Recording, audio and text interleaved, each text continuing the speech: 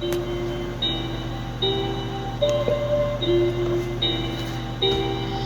getting serious on this track, Sam. Again, we are a small, independent bookstore. This bookstore was actually created out of love.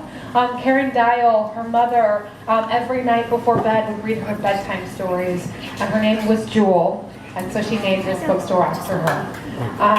And again, a couple months ago, Vivian came into her store, and she was so excited and so eager to share her story and inspire others, and it was so inspirational. We couldn't say no, and we were just so happy to have her story. If you loved her story about veganism and you want to learn more about veganism, please pick up a copy of her book at her store. Please send a poster for us and give her a little sweet message that we made for her. Pick up a juice. Thank you so much to the Beyond Vegan place right across the street, Vegan Eats. We're so thankful for them, so support them by getting one of their juices. And thank you guys so much for coming in, and have a great day. Thank you for being here.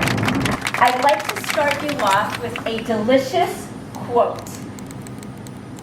It is no secret that I am empowered by choosing a plant-based diet. Every time I pass by the meat, dairy, and eggs at the market, I say a quiet, "No, thank you." Wasn't it quiet, was it?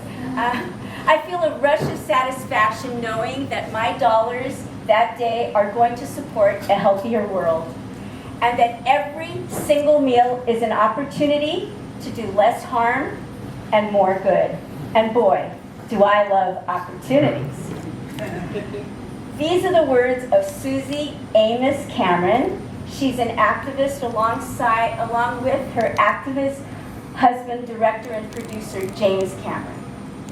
Her quotation is one of 130 passionate and yes, sometimes very provocative quotes that I absolutely fell in love with and knew that I had to use in my book next to my rhymes and raps.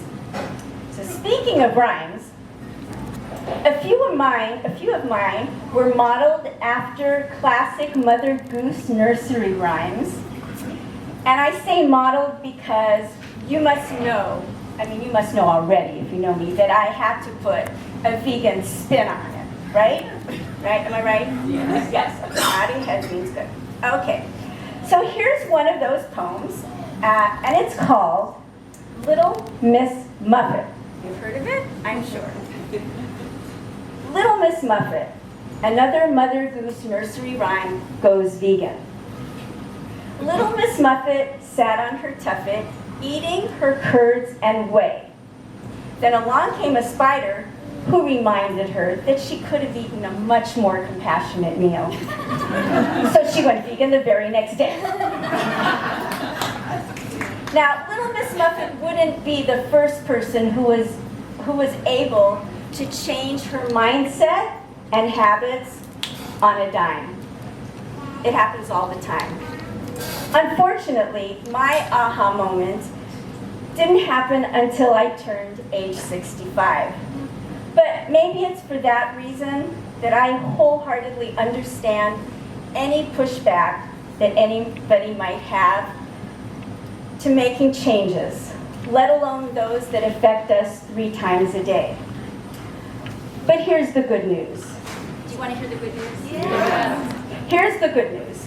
With any pushback, there's always the possibility and the opportunity to push through. And that is precisely why I wrote my book. To inspire and motivate my readers to push through years and years of food hype like milk does a body good or real men eat meat. There's so much messaging out there in the ads that we see over and over again. Some sublime, some not so sublime. You may have seen the commercial of a really happy, dancing dairy mother cow dancing behind someone, a man who's eating his breakfast. Are we really to believe that she's happy that he is pouring her breast milk intended for her baby into his cereal? I mean, when you think about it, and whoever thinks about it, really. But I eventually came to realize that this kind of slick advertising is meant to keep us all in a state of blissful ignorance. And that's why I wrote my rhyme called Duped No More. Duped no more. Don't be silly. Animal agriculture is not harming the planet. Plus, animals don't feel pain, and eating them is healthy anyways. So don't you worry your pretty little head about all of those things, say those who make money off of those lies. They counted on me to not be a thinker, and that's how they duped me, hook, line, and sinker. But I finally made the connection. Now it's time for a full-on rejection of the unspeakable things that I do. There's going to be some changing and some serious rearranging. And I feel better already. It's true. So I'm going vegan for the health of my family, going vegan for the health of our planet, our home, going vegan for the animals who suffer and die. Thanks for listening. That's the end of this poem. Becoming vegan and an activist has changed my life in the most beautiful and profound ways. Case in point. Need I say more? This beautiful crowd here and me on this lovely Sunday afternoon. Thank you again for coming out to support me and this jewel of an independent bookstore. It is truly a privilege to be able to be here now to talk to you about my book, which was born out of my choice to reconnect with what I believe is our shared, innate core value, that of respecting and protecting animals.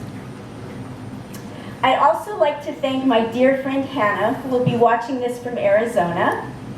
Hannah, I wouldn't have become vegan if it weren't for your fierce devotion to animal rights, your strategy of never sugarcoating the facts, and your commitment to never give up on me. And to my Floridian pal Susanna, thank you for kicking me out of my comfort zone every single time I talk to you. If it wouldn't have been for your nudging, I never would have written this book. Thanks to everyone here, near and far, who supported me in any way on my book writing and book event journey. To my hubby Rick, for standing by me for the last 43 years and always having my back.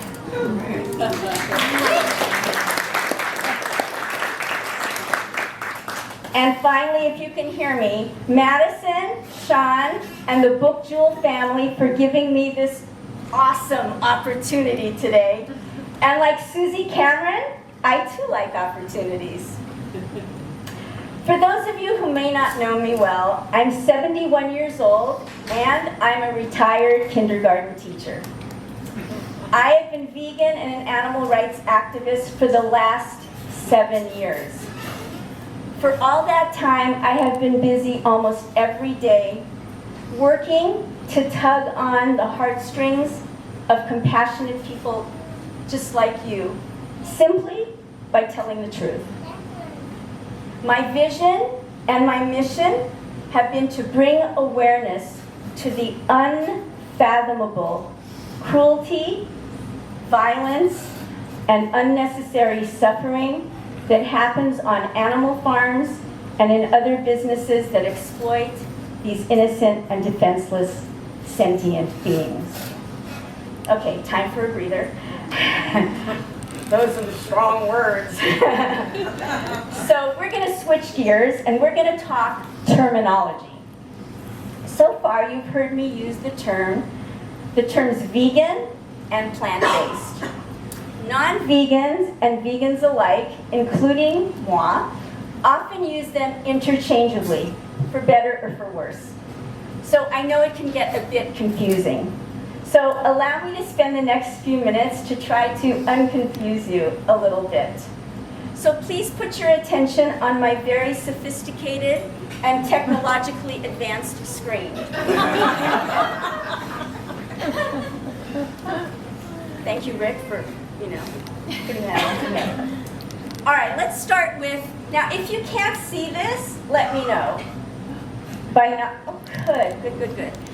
I will try to tell you everything it says. I'll be putting more things on there, but I'm happy you can see that. So, plant-based diet. As the name says, it's a diet of foods derived from plants. And countless yummy meals you can make by combining all of those. Now, one can eat a fully plant-based diet or a partially plant-based diet. A fully plant-based diet does not include animal body parts or animal, and for not being able to think of another term, animal secretions, which include eggs, honey, and milk, as well as the byproducts of milk, like butter, ice cream, yogurt, and what's that one that no one can give up? Cheese. I knew you were thinking that. No, but I can't give up my cheese. Well, not only do I know you can, but I wrote a poem about it called, of course, Don't Sell Yourself Short. Now, here's a little parenthetical comment. In the interest of time, I can't read all of the poems that I mentioned, but I will scatter the titles throughout my talk in case you want to read them later. So that'd be one.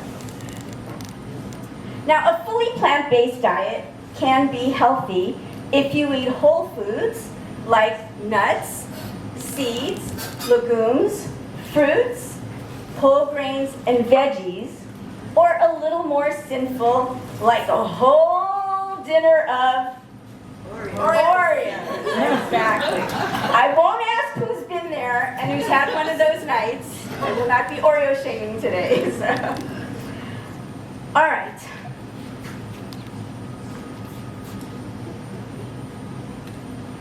Vegans. Vegans are committed to eating a fully plant-based diet, or as it is often called, a vegan diet.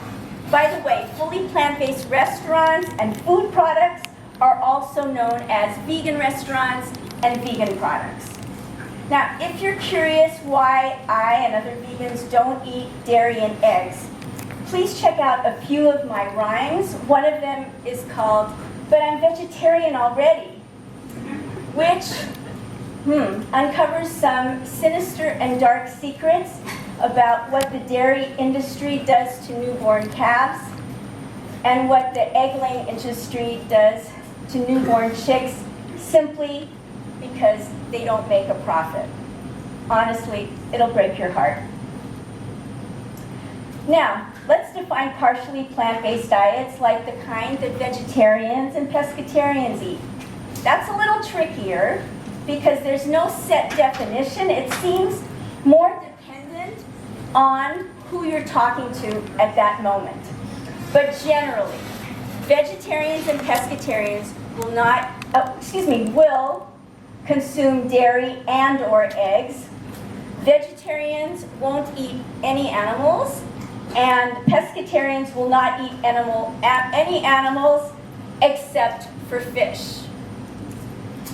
All right, are you ready for a treat? Yes. Not this kind of treat, another kind of treat. Good. Speaking of fish, which we were a second ago, I have a short memory, but I remember that.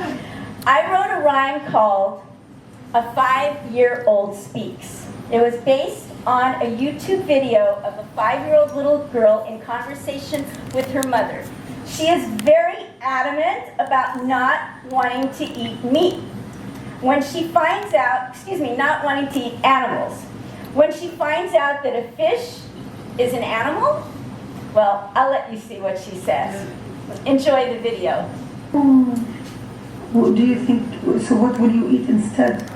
I will eat whatever there's on the table, but not chicken or meat.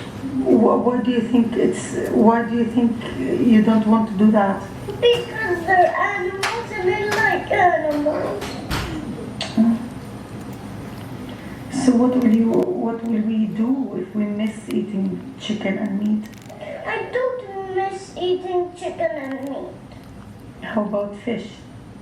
Fish? Yeah. Fish?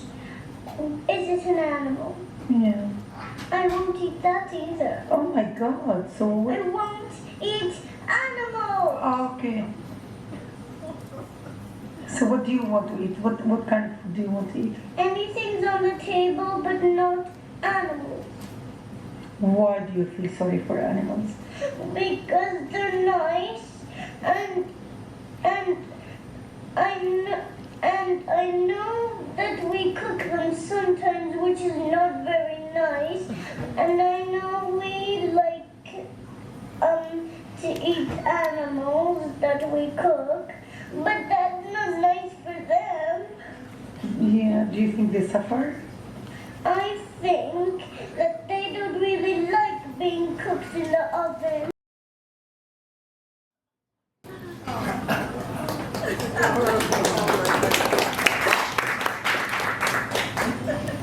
From the mouths of babes, right? Okay. So like the little girl in the video,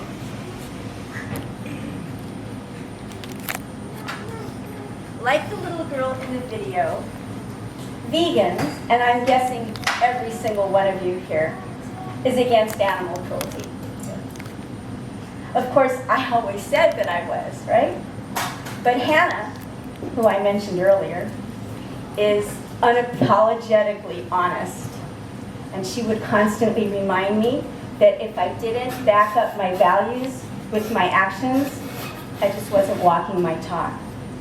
And I think she was right. So in addition to not eating animal products, I and other vegans also boycott other industries like fur, leather, wool, animal testing for beauty products, animal attractions like circuses, and the list goes on and on and on. So now that we've covered veganism in a nutshell, let's look at some other reasons why people choose to eat either a partially or fully plant-based diet. There are health concerns.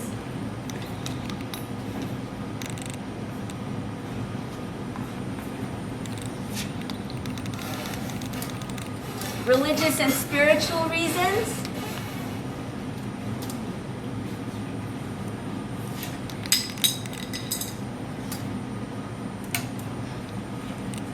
Pandemic concerns.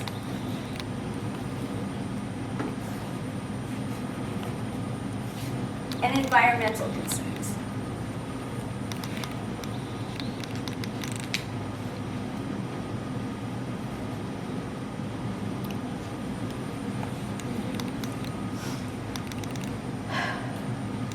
I have written rhymes and raps about each of these and collected quotes about each of these.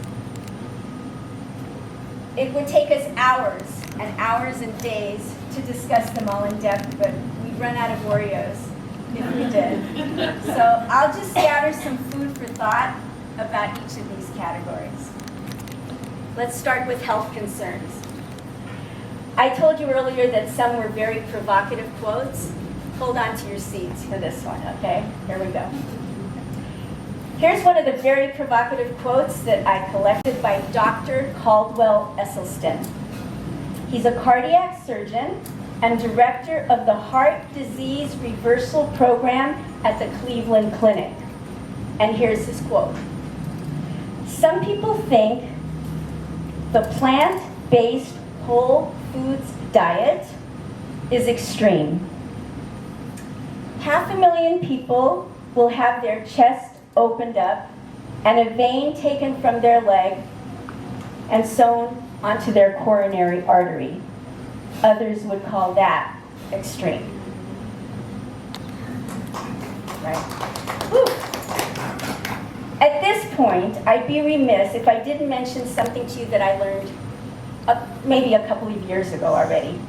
I'm going to try to read this, I don't want to miss anything. The World Health Organization has designated processed meats as a group 1 carcinogen, which means they are known to cause cancer. Those would be products like hot dogs, bacon, ham, sausage, and other cold cuts. Red and white meat, like beef, pork, and lamb, are assigned to group 2A, probably carcinogenic to humans. I'm going to ask you to please share this information with your friends, especially those who have children. I wish my parents had known these facts when they were packing my lunchbox a long time ago, right? And on my homepage and my website, there's a link to Dr. Bobby Price, just suggesting maybe you take a peek at his interview. You'll learn a lot more about what I just said, and it's wonderful. All right, pandemic concerns. Did you know that about 97 to 99% of the animals we eat are packed together on factory farms in tight and unclean living spaces? To me, that sounds like a recipe for more zoonotic diseases, the ones that start with animals and end up in our systems. With our population growing, there's going to be a growing desire for meat, and then for more factory farms, and then it seems that our chances for dealing with more pandemics in the future would grow as well. I'm going to quote myself in one of the rhymes that I wrote called "Do Unto Chickens," and I have a line that says, "We wallow around in our pee and our poop, and you're eating us? What the heck?" Religious and spiritual reasons. I have 2 quotes to share. The following words come from the playwright George Bernard Shaw. "A man of my spiritual intensity does not eat corpses." And the other one we're all familiar with, in one form or another. "Do unto others as you would have done to you." You'd be surprised and pleased to know how many people, religious and non-religious, include animals in their definition of others. Environmental reasons. I spoke once with a gal in her 20s who told me that she was very scared, and she actually used the word scared, about what her future and her children's future might look like if the global we didn't make a necessary paradigm shift in how we treated ourselves, the animals, and Mother Earth. There's a lovely Native American proverb that I'm going to end this little lesson with, and it goes like this. We don't inherit the earth from our ancestors. We borrow it from our children. Okay, now for a little more fun. I'd like to share with you how my book, "I'm Not Vegan, But My Cousin Is," came to be birthed. Back in 2020, I wrote 4 rhymes after hearing some hard facts about animal farming. Soon after I wrote them, I attended my first poetry slam, and I was hooked.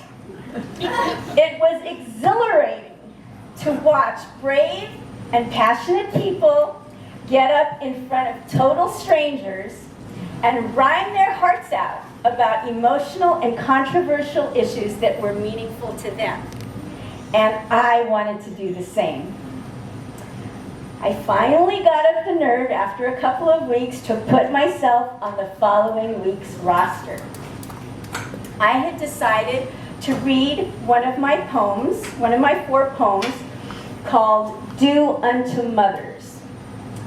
It's a heartbreaking story from a dairy mother cow's point of view about her genetic modification, forced insemination, family separation, female violation and exploitation, and eventual annihilation.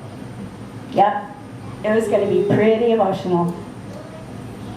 Long story short, on the following week, on the night of my big debut, right, I'm all dressed up, driving my car over there, and as I'm walking up to the doors of the Poetry Lounge, I was met with a sign, closed, due to COVID. Heartbroken for a minute. I mean, after all, I was a little worried about it, but heartbroken for a minute. I spoke a few days later to my friend Susanna, who suggested that I come up with some more rhymes and then compile them with my original 4 into a book. A book? No way. But I hesitantly agreed. A year or so later, and 77 rhymes later, I turned that wild and crazy idea of hers into a reality. And yes, I had birthed my first baby. I'm not vegan, but my cousin is. And my last.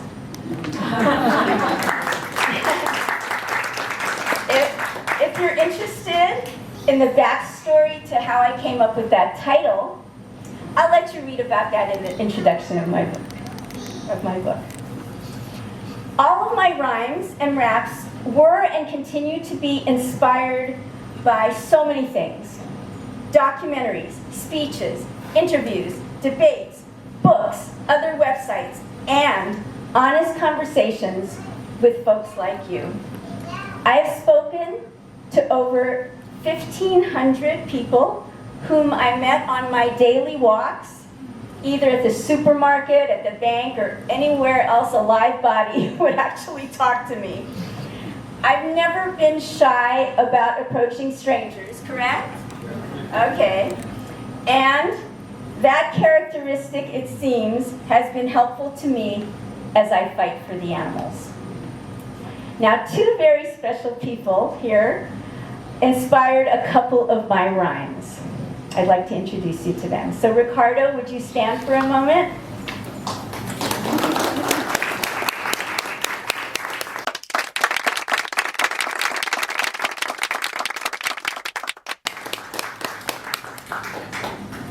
That's Raimundo, his beautiful son. Ricardo is my landscaper gardener par excellence.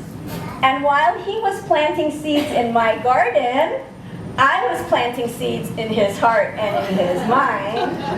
And luckily for both of us, both of our seeds eventually took root. For Ricardo, it was when his daughter Perla was born, and the rhyme I wrote for him is called Young Dad Goes Vegan. Thank you, Ricardo. And then there's my young hero, Gus. Will you please stand? You became vegan at age 11? I think you told me 11. At 11. One more round of applause. As soon as he shared his paper with me that he had written for a class, a rhyme about him started bubbling in my brain, and that one is called Do the Math. Right now, I'd like to share one of my favorite quotes with you. It was written and put on the internet by somebody named Jocko van Drongelen. Is there anybody by that name here? No. I looked for him everywhere, every different spelling of his name to write to him and thank him. I never found him, but listen to this quote. Come on, it's so lovely. When I turned vegan, I didn't feel that way about every animal around. I've noticed it's something that changes naturally. Nowadays, I vacuum around a spider, catch flies to release them, and let silverfish go about their business. A whole new world, a whole newfound mental peace. I love being vegan. It's the best thing that ever happened to me. I finally understand we all have but one life. Human, cow, ant, everyone. It's not our right to take it away on a whim, simply because we can. It's their right to live their lives, just like us, just like me. When I started playing with the idea of using other people's quotes in the book, I checked with a lawyer to see if it was legal to do so without their permission. He said as long as I gave them their due credit, I was good to go. Why? Why didn't I take his advice and run with it? I don't know. Instead, I chose to make my life so difficult by deciding to reach out to each of them personally and asking for their permission. What a challenge that turned out to be. More often than not, I had to go through publicists, managers, and booking agents. I tried emailing, calling, snail mailing. But in the end, I'm proud to say that I was able to reach a lot of them, mainly through emails, who not only gave me the green light to use their quote, but also had some really nice words of encouragement to offer me. By the way, pairing 130 quotes with 81 rhymes was quite an adventure. But that's a story for another day. One of my favorite stories about trying to get in touch with somebody involves Dr. T. Colin Campbell. He is an American biochemist who specializes in the effects of nutrition on long-term health. He became known for his advocacy of a low-fat, whole foods, plant-based diet. He is the author of 300 research papers and 4 books, one of them a bestseller called The China Study. Let's just say he's a pretty big deal in his field of science. This is the quote that I was going to ask him if I could use. In the next 10 years, one of the things you're bound to hear is that animal protein is one of the most toxic nutrients that can be at all considered. Quite simply, the more you substitute food plants for animal foods, the healthier you will be. So, I went to my computer, I Googled T. Colin Campbell space contact, and up came a phone number. I thought it would be, the usual suspects, his manager, his agent, but instead this really friendly, informal hello answered. Hello? Okay, I asked, excuse me ma'am, do you happen to know how I can reach Thomas Colin Campbell? You can imagine my surprise when I heard this. Thomas! There's someone on the phone for you! Don't be long, because dinner's almost on the table! Oh my goodness. I actually reached Dr. Campbell. We had a lovely, lovely talk, and in our conversation, he told me that he was the person who had coined the term plant-based diet. And I told him that I wanted to pair his quote with a rhyme that I had written called, "What about protein?"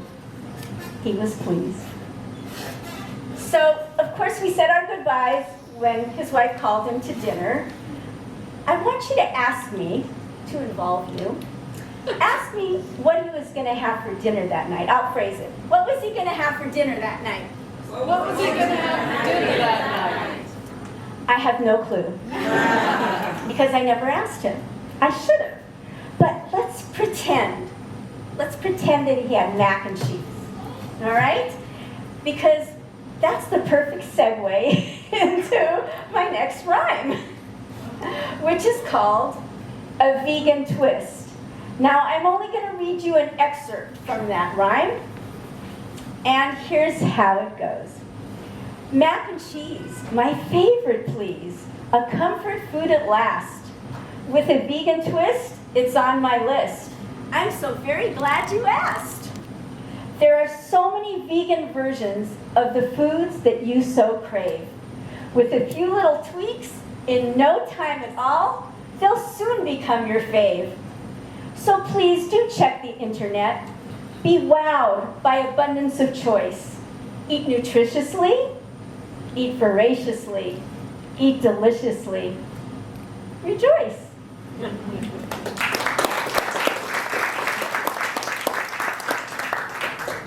Now let's talk wraps. My very first wrap was inspired by the hip-hop music and the most incredible lyrics of the music, Hamilton. If you have not seen Hamilton, after you leave here today, go find it. You'll love it. Rick and I were watching it one night from our bedroom, and I was up on the bed, you know, dancing up the storm, loving it, loving it, loving it. When the musical was over, I felt compelled to rush to my computer, sit down, and compose something, anything. I ended up writing a piece called Heal Never Stop. It's about the iconic vegan speech given by a man named Gary Yourofsky. It's on my homepage of my website, as is almost everything. Here's what I suggest you do. First, watch his speech on my website. Then, go to my book and read it, so you make sure you get all the words. Then, go to my website and watch me rapping it. Well, actually, it wasn't me who rapped it. It was my alter ego, rapper Viv the Shiv. And that name, I am proud, was given to me by Gary Yourofsky himself. All right. So that's what I suggest you do about that rap. But that's not the only rap I wrote. My alter ego, of course, Viv the Shiv, is going to read to you The Invisible Force. It was inspired by Melanie Joy's book and video called Why We Love Dogs, Eat Pigs, and Wear Cows, an introduction to carnism. And this quote of hers truly informed my lyrics. Here's her quote. The most effective way to distort reality is to deny it. If we tell ourselves there isn't a problem, then we never have to worry about what to do about it. And the most effective way to deny reality is to make it invisible. So, invisible force. Viv the Shiv will be rapping for you, but I just want to say before we do that, in the rap, I mentioned the term beef stew. And as I was reading that over, I had just been to a butcher shop lately, on purpose, walked in and looked at the beef, trying to make a connection between that hunk of thing in the saran wrap on the styrofoam and a cow. And even I, after 7 years, find it difficult to do. I mean, that's how disconnected I have become.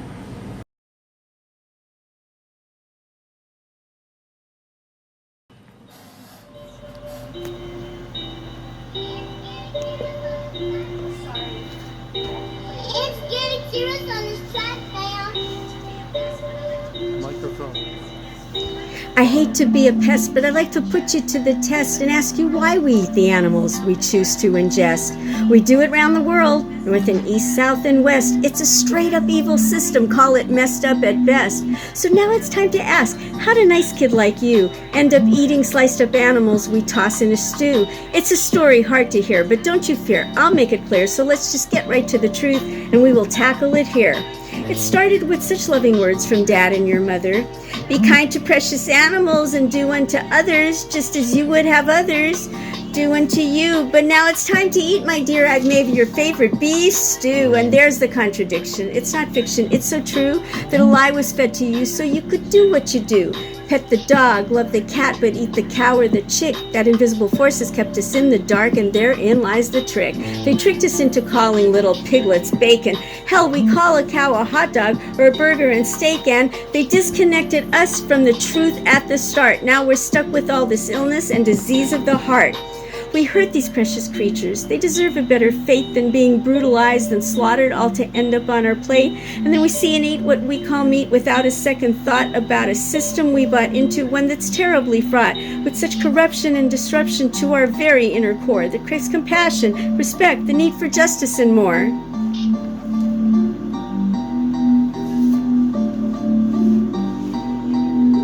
Our government is shrewd promoting high-risk food. They get their pockets lined with cash, and it is we who get screwed. Because animal farms and big pharma have had a hand in the game, and they're destroying our environment, but won't take the blame. And we don't want to hear it. We steer clear of it and fear it, knowing it requires change, so we don't want to go near it. Yet the time has come to stand up to that force and make a fuss, but because we support the system, it turns out, sadly, that force is us.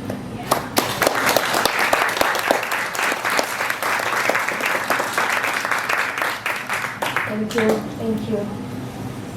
The following quote is by Jane Goodall, famous primatologist and anthropologist. The domestic farm animals we breed for food are individuals, each with his or her own personality, each knowing emotions such as contentment, distress, and fear, each feeling pain. They are far more intelligent than most people understand. They deserve our respect, and they need our help. Who will plead for them if we are silent? Well, that ended up being the perfect quote to pair with my next rhyme. All right, let's see how good you are at jokes. You may have heard this joke. How do you know if someone is vegan? Don't worry. They'll tell you. Right. So I think this following rhyme will explain the reason why vegans are so eager to tell you that they are. It's called If You Knew. Why do vegans seem preachy and extreme? It's because in their dreams, they hear the screams or see the streams of videos on the internet of a mama cow being brutalized and traumatized before their eyes. Her piercing cries that are masked by lies that say the mama cow is happy. It's hard to sit back and not spread the word, make it heard, so that everybody knows the reality exposed. But until we're open to learning the facts, it might seem to us that they overreact. But the truth is, if we knew what they knew, we might be preachy too.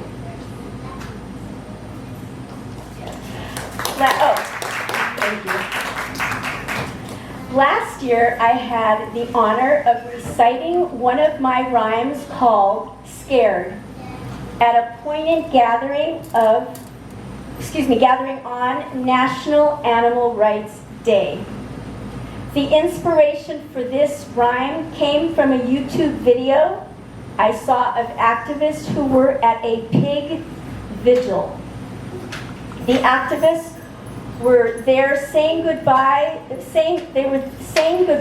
to a truck full of precious pigs that were on their way from an animal farm bound for a place where they would take their last breath, either in a gas chamber of CO2 or by a knife to the throat. The poem is called Scared. I'm a little pig who's terribly scared. I desperately wish that somebody cared. This morning we were herded onto a truck. We're stuck, out of luck, in a system we can't buck. There's a stench of fear as the truck takes off, going somewhere, but who knows where, trying to squeeze our snouts through the few little slits where we battle each other for air. I can't breathe. We squirm and we squeal, knowing something's not right. There's no light, feels like night, no end to our struggle in sight, just fright. And all I know is that I want to take flight, but I can't. If I squint through the slit, I can see where we're heading, and I'm dreading it. The sign says slaughterhouse. Already the smell of dying is around me, no love to surround me. The angel of death has found me. The truck has stopped at the gate. But wait, there are some caring people at the entrance who are giving us water through the slits, trying to relieve us of the fear. I shed a tear. My tired eyes thank them for being here, near. The gates are opening now, and the truck is jolting forward. It'll be over soon. Tomorrow, another little pig who's terribly scared will desperately wish that somebody cared. I know that parts of this presentation have been heavy. I am usually an upbeat person, so it was hard for me to present these kinds of realities to you. Thank you for listening with an open mind and open heart. So I'm going to end with an upbeat rhyme and an upbeat quote. This rhyme is called These Vegans. Goes like this. Fathers and mothers, sisters and brothers, basketball players, mayors and others, stylists and pilots, doctors and dentists, folks who paint houses, and those who mend fences, tailors and sailors, and so many teachers, nurses and skateboarders, gardeners and preachers, cousins and dog walkers, actors, professors, cleaners and clerks, and movie set dressers, retirees, artists, and drivers and cooks, bosses and assistants, and those who love books. Students and friends who play the kazoo, I do, and millions of people just like you. When you ask these vegans, what's your biggest regret? This is the answer they'll give you, I bet. I wish I had become vegan sooner. But there's no going back. We must start where we are. So choose now to be vegan. It will be one of your best choices by far. And